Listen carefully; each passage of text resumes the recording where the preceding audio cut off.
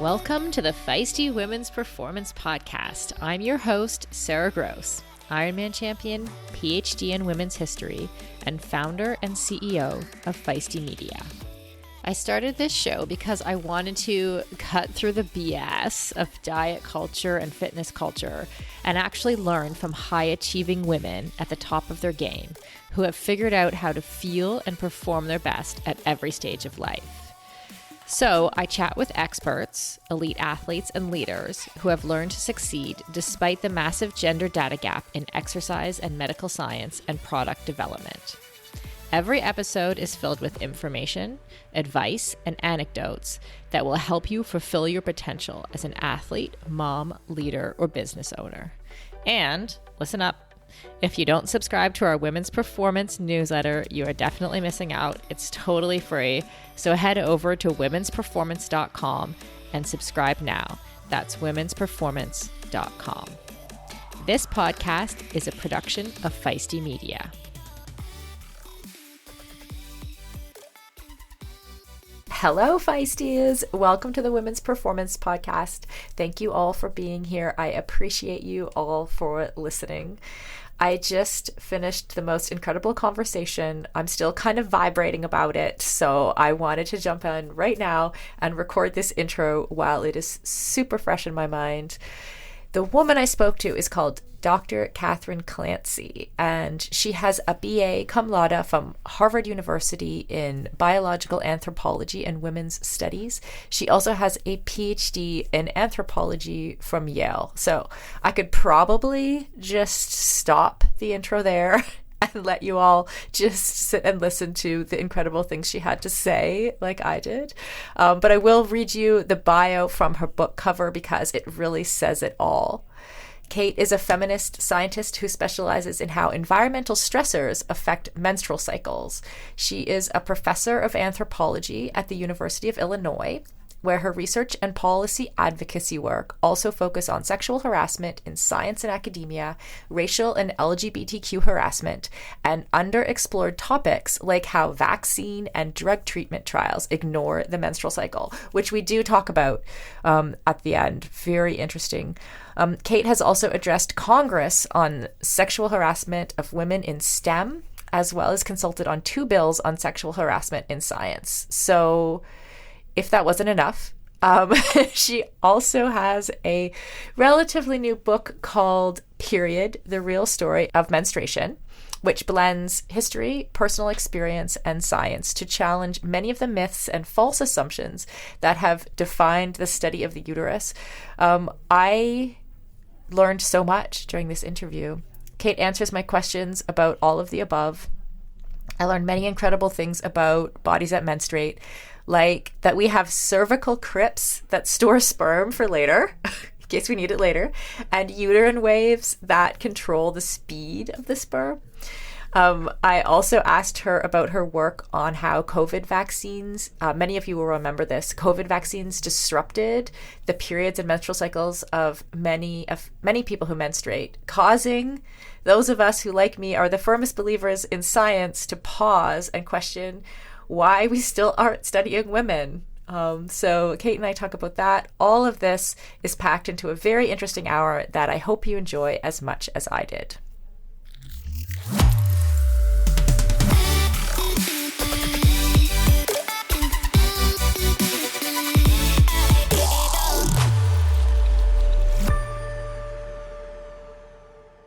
Kate, welcome.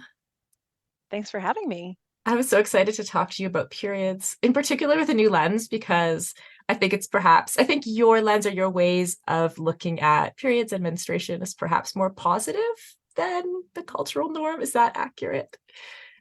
I think so, or at minimum that I encourage like a neutral understanding of it. With the idea that like there are actually really good reasons that not all of us feel super friendly towards our periods. So I'm not trying to like enforce positivity, but I'm definitely trying to say, well, let's take a step back from our direct lived experience or our direct cultural experience and say, if we bring in a few different things, might we start to think about it differently? Mm-hmm. Oh, I love that. When did you first recognize that sort of the questions that we ask, especially in your field of study about periods, like sort of science and anthropology, biology, are kind of limited? When did you first notice that? Um, I mean, I feel like it's been just sort of like stages of realizing over time. I think I already had some sense of this even when I was, say, a middle schooler or high schooler. There was just this sense of like, why is the world not set up for people with bodies like mine? Or why am I assumed to have something wrong with me just by virtue of having like a uterus? There were just these ways where, something I talk about at the beginning of the book is what happens when my mother informs Dr. Debbie, my pediatric nurse practitioner, that I got my first period. And the first thing she tells me is, you need to go on iron.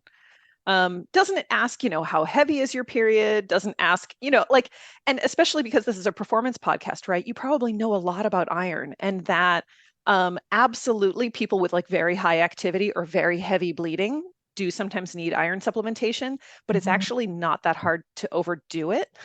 And there are times where it's dangerous to take iron. Um, and so, looking back, that's actually a very surprising and terrible thing to tell a person without actually measuring their levels and seeing whether they actually have low iron. So, I mean, even as a 13-year-old, I was just like, what is going on? But definitely my experience of college, when I was exposed to anthropology, and when I worked in the labs of Dr. Peter Ellison and Susan Lipson, and I learned about this field called reproductive ecology, that I was just like, okay, I'm hooked. This is what I want to do from here on out. And reproductive ecology just means the study of basically how environment affects sort of reproductive functioning in a body. Right. There's so many threads that I in there that I want to ask you about. Oh, you said somewhere, like back to the periods and iron, because I wanted to pull that thread through a little bit. You're absolutely right that like for active women, we've had all kinds of different messaging about iron supplementation, what we should and shouldn't be doing. But you found a bunch of assumptions that were more bluster than scientific scrutiny. So what are some of those assumptions that were sort of more bluster? Right, because of course there are people who do have low iron, right? And of course those people do need treatment. The question is, where is the low iron coming from? Or what is the origin of that problem? So the bluster comes from assuming that people with just what are sort of typical ranges of menstrual blood loss are inherently going to be iron deficient. And that basically, when you mark that transition of going from a non-menstruating to a menstruating person, that suddenly makes you someone at risk for iron deficiency. Um, there are two things that I think are really important to know about the body and about bodies that are more, say, estrogen versus testosterone dominant in understanding this. One is that when you actually look at the data, it's not that at puberty, you suddenly see people who are starting to menstruate having a drop in their iron stores or their iron levels. But that's What you, not true. no, Okay. Mhm. it's not. What you see instead is that people who are suddenly experiencing increases in testosterone, so people who tend to have testicles, right? Um, those folks are actually experiencing an increase in iron because of the way that testosterone promotes iron transport. So the sex difference, what we call a sex difference, Yeah. is actually about an increase related to testosterone. Right. That's actually what causes that initial difference. So No. really, it's not that those of us without as much testosterone have low iron, it's that they have actually much higher iron. And it's like, what is going on with you guys? Like, you guys are in danger of like hemochromatosis and stuff. You can like high iron's not great either. Right. So I feel like that's one important line of evidence. The one other thing I'll just briefly say is that because of this embedded assumption that menstruation is the problem, a lot of people who menstruate who present with iron deficiency are often assumed to just have gynecological origin IDA. So then what happens is they're just prescribed iron without any real assessment of what's going on. Now, there have now since been, in the last 20 some years, 2 or 3 large-scale studies that have said, let's take a look at all these people who are premenopausal, where we've assumed that their iron loss is because of menstruation, and let's do an endoscopy. Let's actually check their gastrointestinal tract, because that's what you do Mm. when, say, a cis man presents with IDA, is you do an endoscopy, and most of the time you find some type of ulcer or internal bleeding. So across these studies, somewhere between 30 to 35% of the time, they find some type of gastrointestinal problem is actually the origin of the IDA. Well, I just wrote So "whoa" on my notepad. Sorry, it's, that's incredible. I mean, it's Yeah. enraging when you think about it, right? Yes, That yes. someone can be walking around with internal bleeding, Huh. but because they're a menstruating person, they're not actually being tested for it. And they're being given an iron supplement too, which they're then not likely to absorb properly, I'm assuming from my very low level of biology knowledge. Yeah, because some percentage of them are people, it turns out, have celiac. Some percentage of them have ulcers, right? But you're right that what that means is that the fix of just giving them a supplement, they're probably not absorbing it appropriately. They have other absorption issues, and that's actually the thing that needs to be addressed. Now, that said, right, there are 2 things that can absolutely affect people with uteruses more, especially active people. One is heavy menstrual bleeding. So if we're talking about someone who really is heavy, it's really interfering with quality of life. Of course, that is sufficient blood loss that you could end up seeing iron deficiency.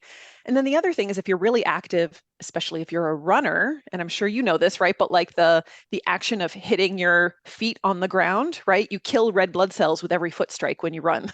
Hmm. So a very active person, especially one who's doing a higher impact activity like running, yes, they are also at risk of iron deficiency. But that means that just the standard floor of like, is it just a regular menstruation event doing it? That's not the case. Wow. And I thought, I just to go back to your first point too, I thought it was really interesting that shift in perspective around it's not that women or menstruating individuals have less iron when they start menstruating, but it's that like individuals who don't menstruate have more if they have more testosterone, right? And so like that's just that shift of perspective of shifting away from like that male normative, this is what the normal body is, and it's generally tends to be male, and how we've done scientific study could have, if or as moving forward new research can come out like what you just were saying about iron deficiency. Like if we're talking, and I think we're starting to know, like if we're looking at iron deficiency, okay, we might look for celiac disease or something else. But just the fact that that was so slow and late late coming, it feels like there's a lot more to come from that shift of perspective. Mm-hmm. Yeah, absolutely. Because just imagine, like, what other things have we been blaming on menstrual cycles that if we maybe pay a little more attention, we'll realize are an unfair characterization? Yeah, well, exactly. Okay, so speaking of which, I did note, one of the things you said in the book was that in the 20th century, we kind of all like the normative view of periods were that they were useless, or the menstrual cycle, it was useless unless you're getting pregnant that month, right? So, and I kind of I had internalized this notion, right? As I was reading it, I was like, oh yeah, this idea that, oh, poor us, we have to go through this thing, this menstrual cycle thing every month, and we have to suffer in this way. But every month that we're not pregnant, it's just like this useless thing that happens in our body, right? That's uncomfortable and for no reason, or for only the reason of, potentially having a child one day. So, what are some of the ways that we can shift the perspective on that? I think, I mean, one of them is looking at the actual evidence. I think the way I put it in the book, and this is sort of the belief I adhere to, is, within those of us who study evolution, human evolution, which reproductive ecology is kind of within that broader study of human evolution. Um, we really get overly obsessed with this idea of whether things are adaptive or not. Like, we adapted to get onto 2 legs, or we adapted to have 5 fingers and an opposable thumb. And like, there's a couple of problems with it because we end up like inferring a whole bunch of inevitability to how we ended up. But the other issue is that the other way that we kind of mischaracterize evolution is by kind of seeing it as like a huge burn if something isn't adaptive. So, one of the big things that we thought for a long time was that menstruation is non-adaptive. We also think that clitoral pleasure is non-adaptive. We thought for a long time that pendulous breasts were non-adaptive. Orgasms among people with vaginas was non-adaptive. So you kind of start to see the trend, Right. right? There's certain Right. bodies. Also, Yeah. grandmothering. What a foolish idea that we would see, later behaviors to sort of support our grandchildren. You might be familiar with like the grandmother hypothesis, this idea that maybe we evolved longevity in order to support our daughter's children. Um, all of these different ideas, right, that get slammed with this whole, oh, these things are useless, non-adaptive, they're silly. And again, strangely, kind of around the same groups of people we're making these characterizations about. So I think the first thing is to notice those patterns and say, well, why is it that we're seeing some bodies are useless and some bodies are not useless? And how weird that the body that literally has like a 3D printer inside of it and makes humans is the one Hmm. that we're seeing as useless. Like that seems weird, Right.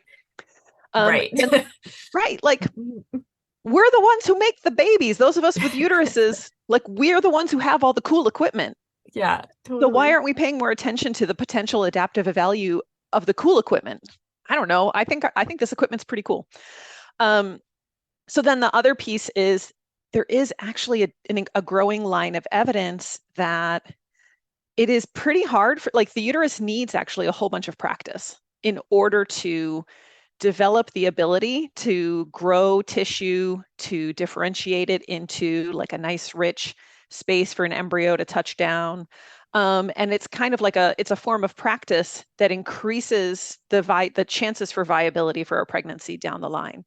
Hmm. And so, we might menstruate 50, 100, 400 times in our lives. And a lot of that might actually be a way of kind of teaching the body how to produce the appropriate like tissue architecture so Hmm. that pregnancy can happen in the future. Doesn't mean Hmm. you have to use it for that purpose if you never want to, but it's sort of making that possibility there. And the thing is like we see people for whom it's their first birth. So maybe fewer menstruations, fewer opportunities for building up that architecture, people who are much younger, conditions like that.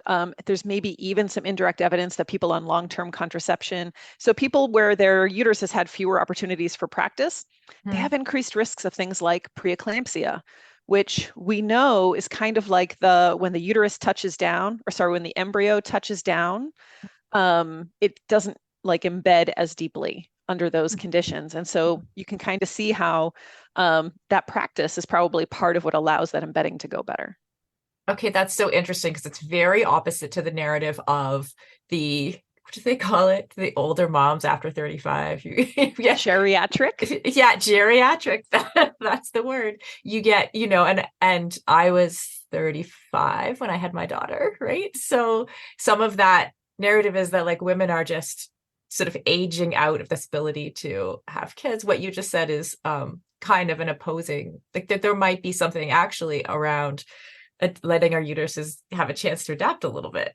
Mm-hmm. Mhm. And that's not to say that obviously as you get older, there are different types of risks. Of course. But what's really interesting when people trot out the chromosomal abnormality story, which is the whole, well, your eggs are developing more errors and stuff like that, and more mutations the longer you wait. Um, when you actually look at the evidence, it's more like a U-shaped curve. So there are actually a lot more of those anomalies young, in like teens, like people under the age of, say, I'm trying to remember the data, I want to say it's like under the age of 23, that you have actually an increased risk of chromosomal abnormalities. And then after the age of, I want to say like 37, 38. Yeah. So really, like the prime time years are kind of 23 to 37, which is not quite the narrative we're usually pushed. Usually that window is pushed earlier, like say 18 to 28 or something. Yes. Well, and the narrative also is that it's with a teen being pregnant is more around like the social support and all of those things that you need to support a child rather than like any physiological piece. So that's Mm-hmm. really interesting. Sure. And very early teen pregnancies, not great, right? Because you're talking about a body that has not, that is not able to support pregnancy as well, not just because of the uterus practice piece, but because the birth canal, the person might not achieve full height. Like there's lots of reasons that it can not be great for young people. But, we also have to be careful not to push our, sort of like what are often white Western ideals of parenting and family on the global population. And there are actually lots of examples of populations where people have their first child fairly young, 15, 16, 17, but they have scaffolded support where they have, say, a 30-year-old mom or the grandmother of that child. They're the ones actually doing the majority of the child care for that first couple kids. And then there's a transition as that mom gets older with future kids, they might be doing more of it. So the grandmothering scaffolding is actually turns out to be really important to how we understand the different decisions, people might make within their cultural context about when they might want to give birth. Right. So you're already blowing my mind. This is amazing. You also said that the clitoris might be adaptive, or that we saw it previously as unadaptive. Do you know ways in which the clitoris is adaptive as well? Well, I think there's two pieces. I mean, this is not genital architecture or anatomy is definitely not my expertise. Okay. So I'm just sort of speaking generally that I think there's two things we can ask around the clitoris. One is sort of this broader question of why do we always have to find something to be adaptive for it to be meaningful, right? It might not ever be adaptive per se, but that doesn't make it not meaningful. And the pursuit of pleasure might actually, we could maybe, silly idea here, just find that important in and of itself.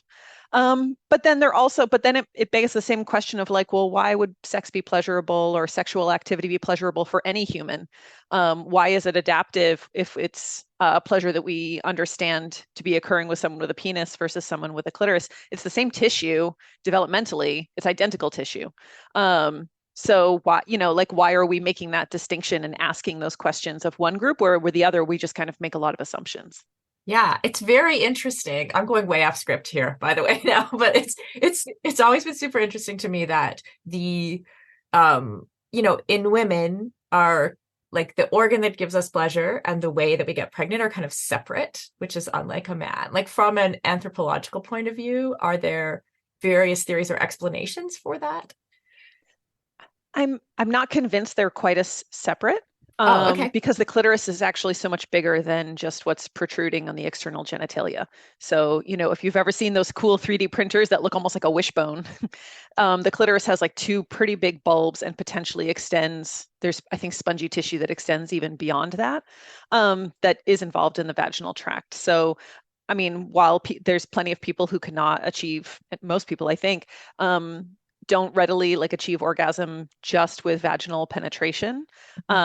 But, I mean, again, I think it's kind of like an interesting question to ask of like, why, I think there's plenty of people with penises out there who are just like, well, that's not also the most pleasurable for me either. There's like lots of things I enjoy, right? So maybe we need to think about the fact that like pleasure and reproductive activity bear some overlap and don't in other ways as well, especially because there's people who enjoy lots of sexual activity that would never be conceptive, and lots of, and this is not just in humans, right, but across the animal kingdom, that you see, sorry, I should have brought water in here instead of coffee, clearly.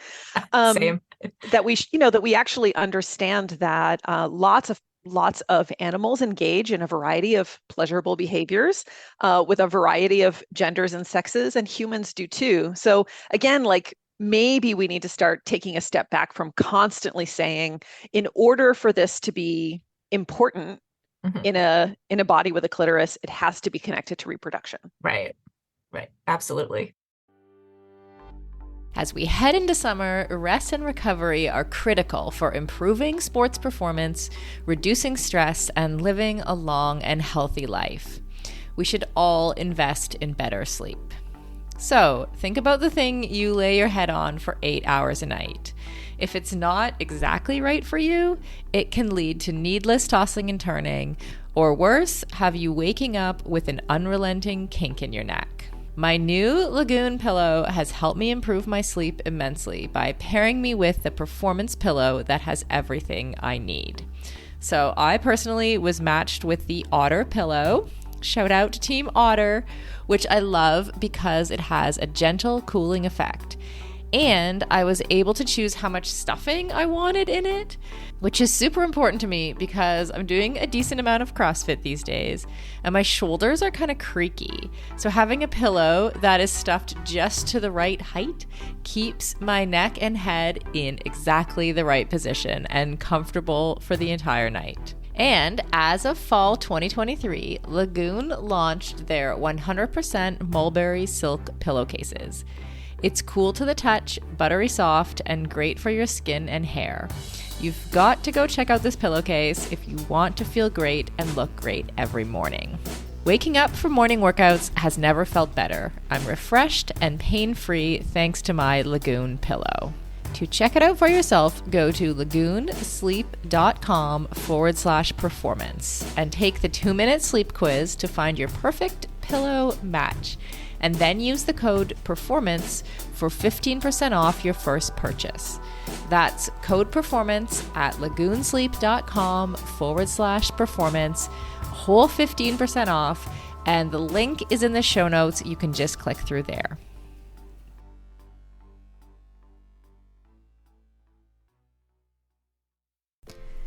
Endurance sports should be accessible to everyone, right? That's why we are so excited to be partnering with Motive.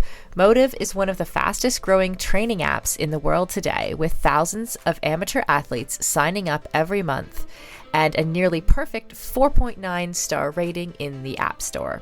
You are not a template, and your training plan should not be either.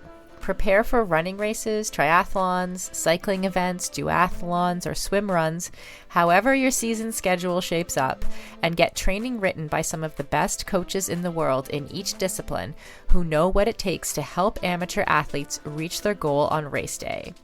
The app takes the training written by those experts and then creates the most optimal training plan for your schedule, abilities, and goals. Plus, the training is fully customized to your race schedule, how much you can train each week, your current abilities, and the goals you want to achieve in your race.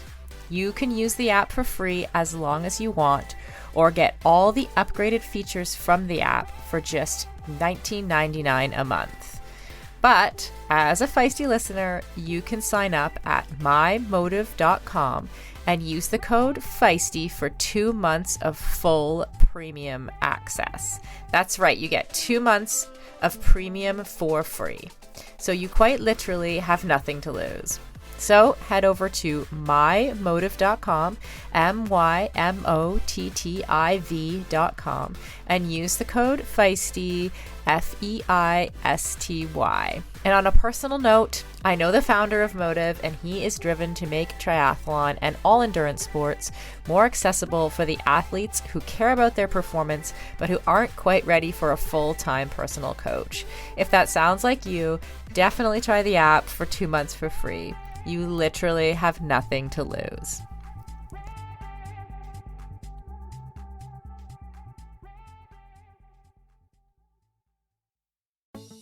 For decades, running shoes have been researched, tested, and designed for men. Brands have relied on the shrink it and pink it approach to sell male shoes to female customers. That's why we are so excited to be working with Hedas. Hedas designs athletic footwear for women that elevates performance, safety, and style. Hedas unlocks the science behind women's biomechanics through dedicated research, creates better shoes for women that support their longevity and performance, and establishes new design standards to promote transparency in a male-biased industry. Hedas have a lower ankle collar to reduce rubbing, a breathable mesh toe box to allow for ventilation and to allow for female toe shape, a special kind of plate in the midsole to keep tired legs going, a narrow heel cup to reduce heel slippage and take the pressure off our Achilles, and a rounded instep to create a snug fit. Hedas has 3 shoe models designed for different sessions: the Alma Cruise for long runs, the Alma Tempo for training days, and the Alma Speed for pushing the pace. I've personally been running in the Alma Cruz and I love them. It's the shoe I always wanted and never knew I needed. The fit is perfect in every way. You can get your own pair of Hedas at hedas.com and use the code feisty20 for 20% off. That's feisty20 at hedas.com, and it will all be in the show notes. I think you call periods wondrous and weird in one of the videos that I watched, which I loved. And then some of the stuff that comes out through the book is about and these are things that were entirely new to me, like follicular waves, that I will let you explain, cervical crypts, uterine waves, contractions of the cervix that discourage sperm. So can you unpack some of that wonder, the wondrous part of the period? Yeah, I mean, and part of it is just that I think biology is wondrous, generally speaking. Like the more you take any process of the body and go, let's look at this a little bit more. It's like, and it does what? Like the stomach lining is like cilia, or like there's like little fingers, or I mean, just any part of human biology or any biology really, like when you really dig in, is just wild and wonderful. And so when it comes to menstruation, so starting with the follicular waves, I love that story just because I've got to collaborate with the two people who figured it out in humans, Roger Pearson and Angie Baerwald. And, their story is so lovely because, Roger was an established animal scientist who studied reproduction across all sorts of animals. And the funny thing is that among sort of domestic animals, we've known for a while about the existence of follicular waves. What that means is just, when we think about, say, a menstrual cycle, the way it's often described to us is that first half of the cycle, the follicular phase, that's when the egg is growing, and there might be some competition with some other oocytes during this time, but then like somehow one wins and is ovulated. And then in the second half of the cycle, it's like traveling in the fallopian tube. Maybe it's connecting with sperm, maybe not, and we sort of see that solo travel. But usually that's where the story of the ovary itself ends when you're learning about the cycle. And it turns out that's not what's happening at all, that the ovaries are constantly up to shit. Can I swear in this? I can restate too, that the ovaries are just constantly up to stuff, right? They are the recruitment wave that is sort of leading to that dominant follicle. That's actually happening multiple times. It's happening more or less continuously, as opposed to only in the first half of the cycle. And we've known about follicular waves, these waves of recruitment and regression of follicles in dominant species, because for all sorts of capitalist reasons, we are very invested in the reproduction of things like cows, right? So this was well known in cows because we care way more about getting reproduction right in cows than humans. So it was Roger who finally was like, well, let's look at this with humans. Like he and Angie together, really, right? That they realized that ultrasound technology had kind of improved enough by the time they were asking those questions that they could actually do an analysis of this. They did these daily transvaginal ultrasounds, which if you've had an transvaginal ultrasound, having one every single day doesn't sound super fun, but they got over 50 people to engage in that research, which is so important, and it's such a valuable data set. And they were able to show that just like cows and other related mammals, that our ovaries don't just sort of like sit around and eat bonbons the second half of the cycle. They're just constantly doing these waves of recruitment. Cool. What about the cervical crypts? So the crypts again, and this is the challenge in writing this book, and in just being someone who studies uteruses and the people who have these types of parts, is that the research is just so lacking. So there's really one study, and it's from the 80s, that can tell us something about cervical crypts, but it's a pretty telling study, and it matches some of the things we understand from other animals. So like, I think even though it's old, and I periodically look to see, like, is there anything new in the literature? Anyone else has looked at this? And I never see anything new. But again, it's fairly well done. So what they did is they took a whole bunch of people who were about to have hysterectomies and said, hey, do you mind if we like artificially inseminate you a couple days before your hysterectomy to kind of see what the sperm does? And they were fine with it, or like some number of people consented. And then they sectioned after these voluntary hysterectomies that people were getting for various reasons. They sectioned the cervix. They like cut lots of thin slices to kind of see where the sperm were. There also were studies like this of studying people with voluntary hysterectomies to see how many of them actually get pregnant. And so some of the things that we understand about very early pregnancy and pregnancy loss comes from this type of work. Anyway, they sectioned out these, these cervical slices, and they were able to see that there were sort of pockets of sperm in different like folds along the cervix that seemed to indicate, that the uterus is kind of storing them for later or recruiting them to certain areas, potentially for later deployment, or potentially because like, hey, you guys aren't up to snuff. Actually, we're gonna hold you back. They sort them out. That's amazing. And then also, like, we can control the speed of this. We now I'm saying it like I can control personally. Right. We have uterine waves that can control the speed of the sperm.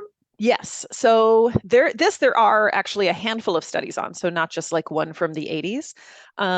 Though again, this is an understudied thing, so there's only a handful of studies to look at. But something we do know is that the uterus is, it has muscle contractions, right? That's why, that's basically how we discovered that misoprostol was an abortion drug, right? Was that it caused contractions in the gastrointestinal tract for people with ulcers who were using it as an ulcer treatment. And then we were like, oh, it also causes uterine contractions. Funny.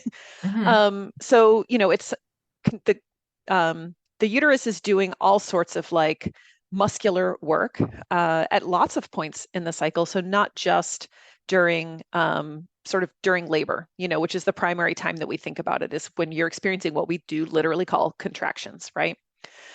So in the early part of the cycle, when you're not necessarily trying to get pregnant because there's no egg there, the uterus isn't really receptive or anything like that, you can imagine that the primary thing that would be sort of the smartest move at the time would probably be to have waves that go downward from fundus to cervix, because you're trying to keep like bacteria and other pathogens out.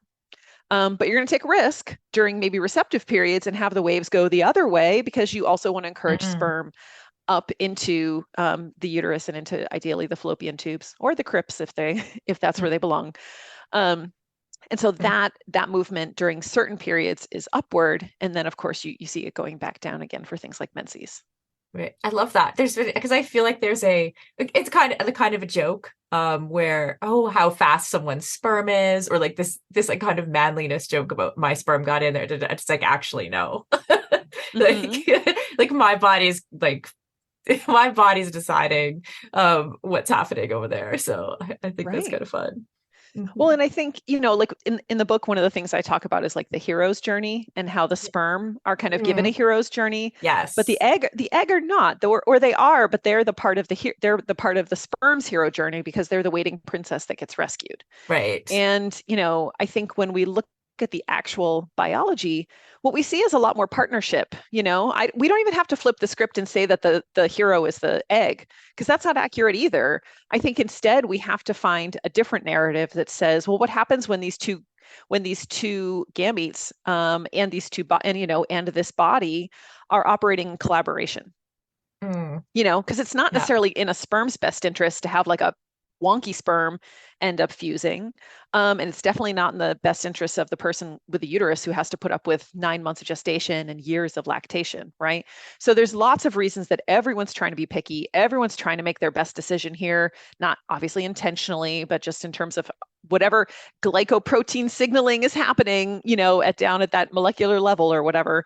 And that's what's motivating a lot of these decisions. I'm working on a pregnancy loss book right now. And one of the things that I'm really struck by is how, it's possible that sperm egg fusion moment is a lot less choosy than we think. That again, both groups are trying hard to sort of act in concert and have this fusion happen only when it's a really good idea. But the fact that there are so many super funky embryos suggests that actually even that time period isn't quite as choosy as we've previously thought. Right.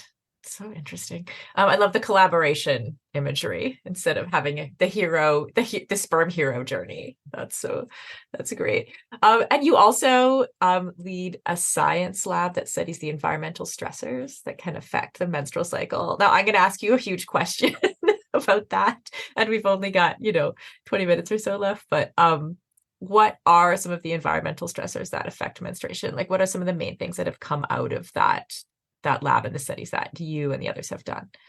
Sure. So in the book, I actually have one chapter devoted to sort of each broad category. So energetic stressors, immunological stressors, and psychosocial stressors. And then I actually had a whole chapter all about endocrine disrupting chemicals and other ways that we think about environment that I ended up pulling from the book because it just didn't fit the book. But it ended up being a standalone, like a magazine article for American scientists. So that material is still out there, just not in the book. And, when we think about these three, or really four, I would argue, and it's been coming up a lot as I've been studying pregnancy loss as well, the endocrine disrupting piece. But a lot of times when people with uteruses encounter stressors, so often the call is to ask them to do less or withdraw in some way from public life. And that's the part that I think is, like I can talk about the nitty gritty of energetic stressors and constraint. And like, if you exercise a lot, will experience some changes to your menstrual cycle, right? But what can fix that? You don't necessarily have to exercise less. You could eat more. Eat more. We talk about this a lot with LEA and Red S. Yeah. Yes, exactly. And so the thing that I find so interesting when we like just starting with energetic stressors, right? What I find so remarkable about that narrative is how much fat phobia and gendered expectations of what bodies should look like end up distorting the science, so that the message people hear is, well, I need to do less. I need to do fewer high intensity workouts, or, not try so hard at this or whatever. Instead of, actually, I could eat more to support my activity, and then I could still get to do all the stuff I want to do. And that's not to say people, like, all people should do lots of high intensity exercise. It's just, but there's lots of people out there, like I'm one of them, and I think you are too, who love movement, who it's a part of our identity. It's a part of a thing that brings us joy. It's right now my only therapist, like it's needed in a lot of ways in my life.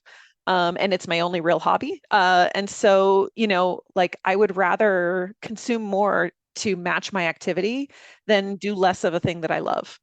Yeah. So in this case, the environmental stressor is a social narrative about what we're supposed to look like, basically. And a lot of that, and I talk a lot about a book that I adore, Sabrina String's book, Fearing the Black Body, the racial origins of fat phobia. And it's an academic book, but honestly, I think it reads for any audience. It's really, really, really well done. I can't recommend it enough. And I just feel like every chapter she just picks apart our sort of ahistorical understanding of beauty, and how, like, I think we've all kind of forgotten that skinniness didn't used to be beautiful. But also that she racializes it. She really shows how a lot of these origins explicitly come from the sort of ascetic aesthetic of Puritans, and like that a lot of this is cultural as opposed to biological. And if we start to pay attention to that more, we'll realize that sort of these ideas around thin, normative white femininity are harmful to all bodies. And that when we can kind of relax our understandings on that and instead think about, well, what's the movement I need to feel joy? What's the food I need to nourish my body? It starts to move you away from, how is my body supposed to look? Yeah.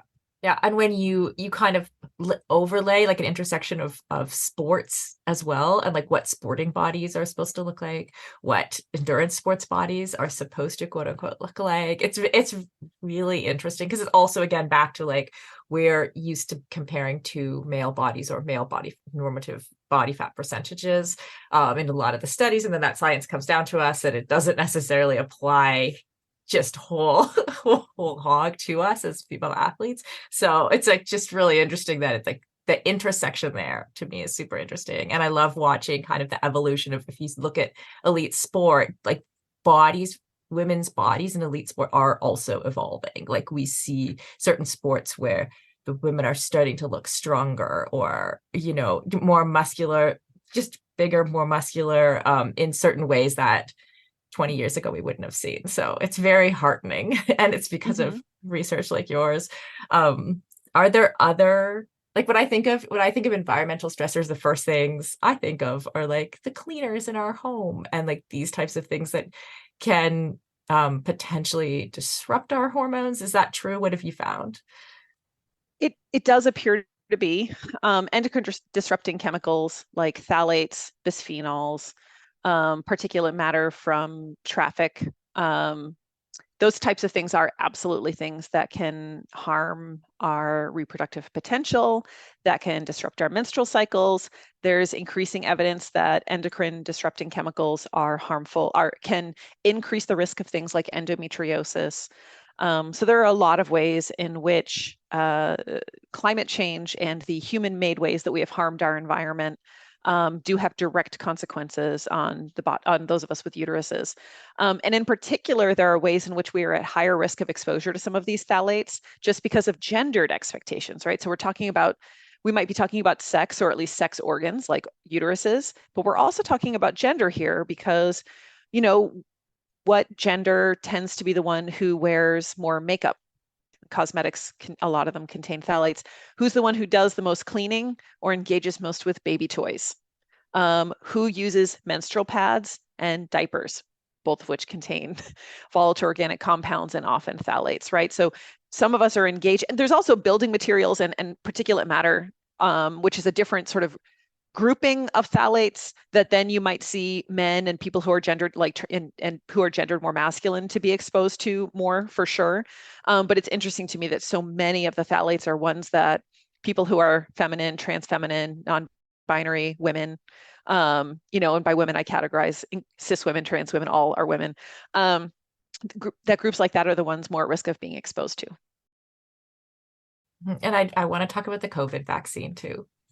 That was super interesting. We were working with an academic at the time who then, once there was this realization that there were women who were finding a disruption in their periods after having the vaccine, we kind of helped find women to be part of one of the studies that then followed. So I think it's super core to our audience about this. And the other thing, and I'm really curious to hear what you have to say about this, but because the vaccine was so polarizing, socially for us, I think obviously not studying women's hormones or reproductive systems when you're rolling out a new vaccine is problematic. Yes. Right? And for those of us, like I'm vaccinated, I'm overall like a pro-vaccine, I don't want to come out with this question of like, wait, but that could be wildly problematic.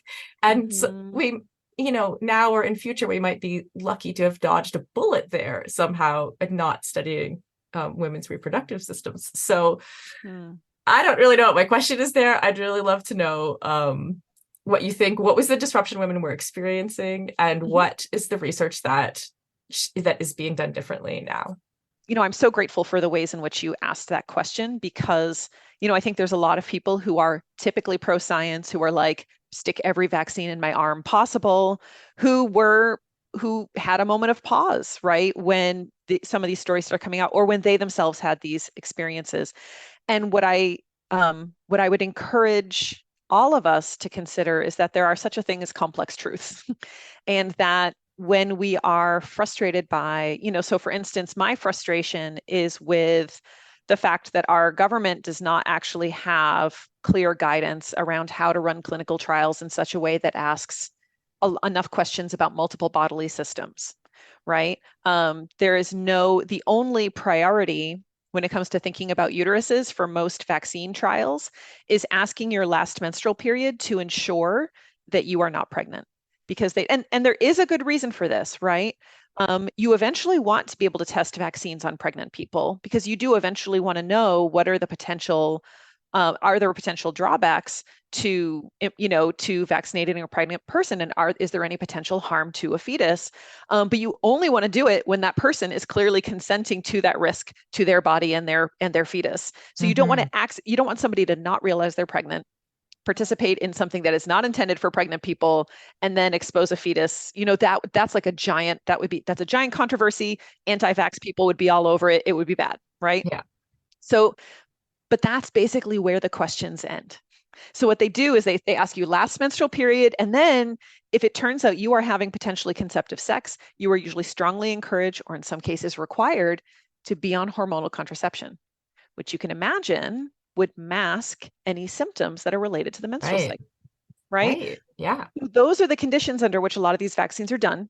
Again, the belief behind it is out of a belief that we should be protecting fetuses until we've established safety in adults. You don't want to start testing on other types of bodies. Totally get that. Consequence is that we know nothing about the effect really on the uterus. Now, I spoke to some people reached out to me who are participating in trials, who in trials thought that they were experiencing menstrual changes, and then when they tried reporting them, were basically told, no, you're perimenopausal, or you're imagining it, or there's no way there can be a link there. So, I mean, and that could be just an N of like 3, right? Like, I'm not saying there was some I think, again, we need to hold complex truths. I am not arguing for some giant cover-up. Right. What I'm arguing is that there might have been a couple of individual times where maybe there was some advocacy attempted and nothing really came of it. I don't think that's great, but also, we're talking about probably, tens of thousands of patients they were managing. So again, I'm looking up at the system and saying, why was it set up so that it was going to be this way? Right. The one other thing I'll say is that the uterus is an immune organ. That's why I devoted a whole chapter on immunological effects of the uterus. And part of the immune system is bleeding and clotting. Like when you cut yourself and you start bleeding, right? Eventually, like stuff gets sent to that cut to help it clot and to form a seal so that bacteria can't get in, right? What's the one organ of our body that is constantly bleeding and clotting because you have to stop, if you don't stop the bleeding during menstruation, you just bleed endlessly. So there's bleeding and clotting happening in your uterus during menstruation. So what's the one organ in the body that actually is very involved with that part of immune function? The uterus. So again, like if we're designing treatments that have immune components like a vaccine, and especially the mRNA platform that potentially is like really immunogenic, like people get really strong reactions to these vaccines compared to say, like the flu vaccine doesn't do anything to me, but the COVID vaccine, I'm out for 2 days every time. I still do it every time. I am boosted to the max, and I will continue to be boosted to the max. But again, we have to recognize if it's really immunogenic, it's having downstream effects on lots of organs. As far as we can tell, with the evidence that we have, I feel very comfortable saying these effects are not fertility related. They are related to short-term inflammatory changes that have downstream effects on all sorts of organs. But that doesn't mean it's not scary. That doesn't mean it's not distressing. That doesn't mean we don't deserve better answers and better analyses of what's happening to our bodies in these times. Right. So do you think that when the vaccine was first rolled out, that they knew that there were going to be no consequences for female fertility? Do you think that that could have been said with confidence? I am not enough of a vaccine expert to like know one way or the other, but I suspect that they were, again, this is an emergency authorization in the middle of a pandemic. Yeah. I feel fairly confident that they were fairly confident. I mean, I don't think, like, mechanistically, I struggle to imagine how invoking a strong immune response would harm fertility. Right. But I can absolutely see how invoking a strong immune response would temporarily affect the bleeding and clotting mechanisms of a uterus. Right. And to me, those are actually not the same thing. The uterus's job isn't just about making babies, right? There's actually other stuff that it does and other ways that it's relevant to the body, and just other things it's going to be doing when it's responding to different types of stressors. And so when its response to this stressor was, in a minority of people, but a very strong minority, the effect was bleeding quite a bit. Right. Okay. Last question before you go. It's a big one though. If you were in charge of education around menstruation, what would you put in your syllabus? Well, to what age group or to what type of people? Just generally, or? Yeah, maybe. Well, I was going to say for sex education for kids, but then I didn't want to put an age group on that because I'm not sure we have the age right to begin with. So you can pick the age, but if they're school kids. Honestly, I think menstruation is so weird and so cool that again, this is something I say in the book, but I actually wish it should be taught. It was taught with the same level of delight and curiosity as we learn about the planets of our solar system or dinosaur bones. I think it should just be integrated into the curriculum as opposed to being like part of sex education, especially because menstruation itself is not actually about sex, right? So we like teach the menstrual cycle partly because we're trying puberty, I mean, I get the point behind it, but like understanding the menstrual cycle has value beyond the people who are about to menstruate. It also has a lot of value for all bodies, and it has value in terms of like raising all these cool questions. There's a lot of value in learning about the menstrual cycle because of the way it raises questions around culture.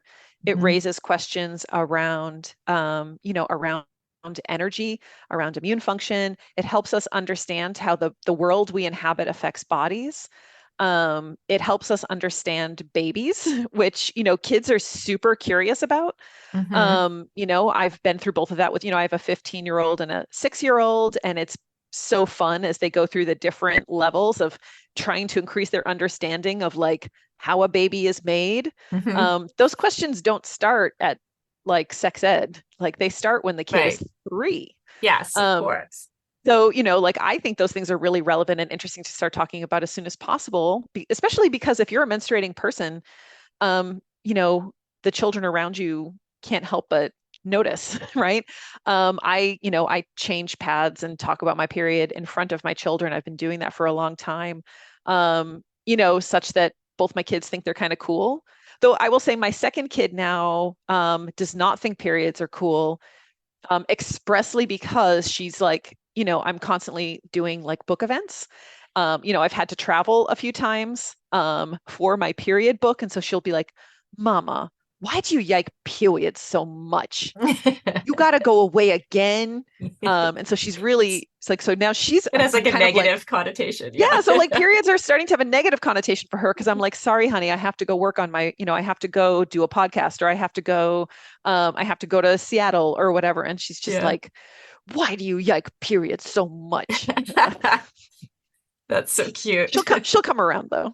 Yeah, totally. My daughter, when she got her period, her first reaction was to FaceTime me from the bathroom to show me everything that was happening, And I'm like, for me, that was a parenting win, but it's also kind of funny because I'm like, okay, this is the opposite experience to my experience, where I just kind of, like you talked about in the book too, like the silence and the shame, right? So I didn't realize it was silence and shame at the time. I just took care of it, Yeah, exactly. My my older child, my son is trans. And the first time he used a tampon, I remember just being like, here you go, just go try it. You stick it in and that's where it goes. And I like started to leave the bathroom and he was like, whoa, whoa, whoa, whoa, whoa, whoa. You are not leaving. This is, which is how it was for me. I was just handed it and I was like, you put it in, look, there's, and you unfurl the little instructions, the thin piece of paper that you like have to unfurl and open. And you look at the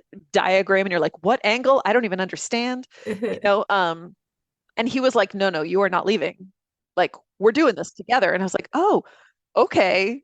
And it was such a different experience than my own first time having to try out using a tampon. It's like for so many of us, the first time you use it is when you're like, oh, I'm about to go swimming. Right. Well, and I did actually read that story in your book or somewhere last night. And my first time, this is probably TMI, but like I put the part of the applicator in too. I just didn't know. Right. And then later I was like, oh, that didn't really work that well. I need to ask a new question. How does this really work? So I was very heartened by that story.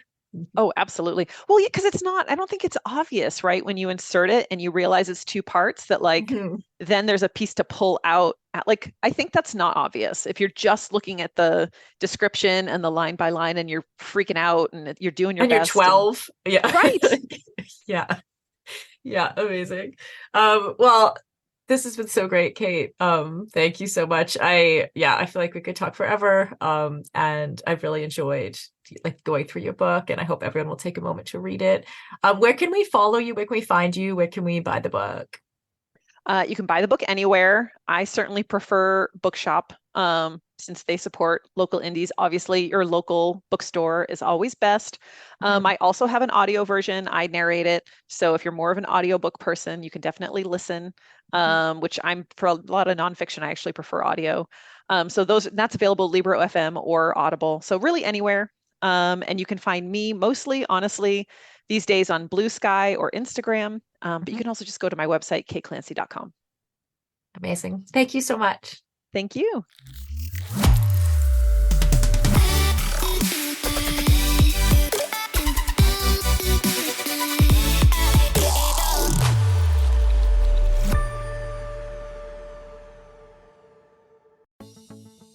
Building muscle can be tough, and gains can be so slow, even for those of us who do a lot of strength training. As an ex-endurance athlete who is now in perimenopause, I know this all too well.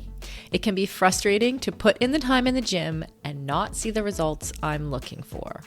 That's why it's super important to take the right supplements at the right time. One of those supplements is essential amino acids, which are needed to trigger muscle protein synthesis. Muscle protein synthesis happens when you eat high-quality protein, like eggs or whey.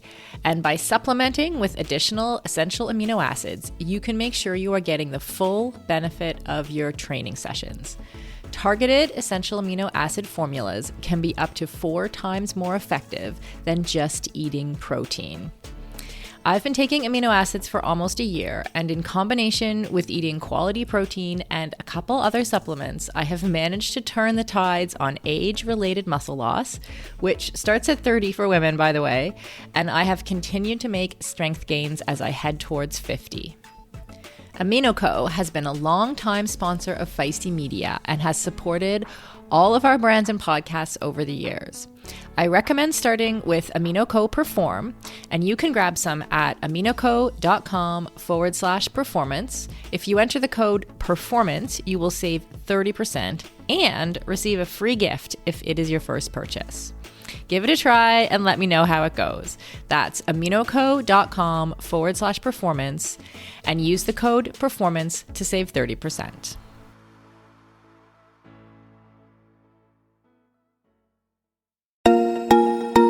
As a lifelong runner and triathlete turned CrossFitter, I am stoked to announce that the athletic eyewear brand Tifosi Optics has joined us as a partner here at Feisty Media. Tifosi sports glasses hit all the marks for athletes. They're shatterproof polybicarbonate, so the lenses not only reduce glare, but also offer scratch resistance, which I 100% need. They stay in place when you are moving. The hydrophilic rubber nose pads actually get more grippy the more you sweat, so they are secure and don't slide down your face even when you're running in hot conditions. No matter what sport you do, Tifosi has shades for you. Whether you love tennis, fishing, pickleball, running, cycling, or just hanging out on the beach. They are super reasonably priced, which I love, so I can have multiple pairs that go with any outfit. And of course, Feisty listeners get a special discount. So head on over to tifosioptics.com and use the code FM20. FM as in Feisty Media to get 20% off your order. That's FM20 at tifosioptics.com. I'll put a link in the show notes to make it easy for you.